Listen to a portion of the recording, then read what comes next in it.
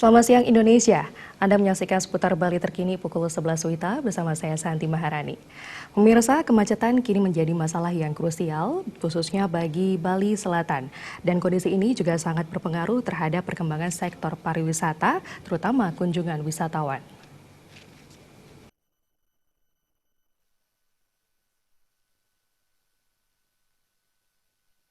Kondisi ini jauh berbeda dengan informasi yang para wisatawan peroleh selama ini bahwa Bali adalah destinasi yang paling aman, nyaman, dan damai. Tak ayal, banyak dari para turis stres karena kemacetan yang mengakibatkan tempat yang bisa dikunjungi berkurang atau rentang waktu berkunjung ke objek wisata menjadi singkat.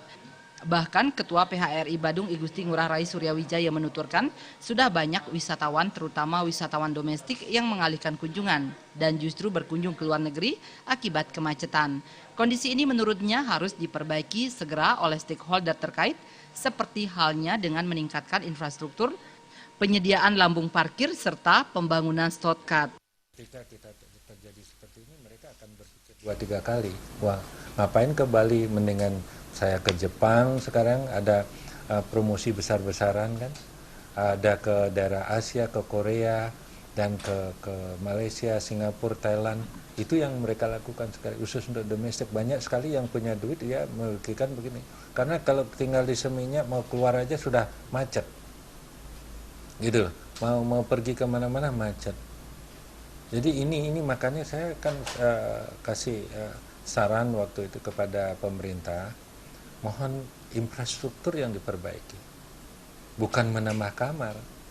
Kalau misalnya reklamasi nambah kamar lagi 10.000, ini memperparah keadaan. Itu yang ini yang disebut tourism kill tourism. Pariwisata sendiri akan membunuh pariwisata sendiri.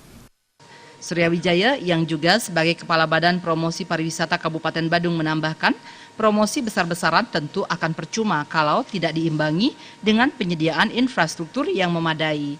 Gargita dan Gung Krisna, Bali TV. Dan pemirsa, demikian seputar Bali terkini kali ini. Terima kasih atas perhatian Anda. Selamat siang. Salam Indonesia.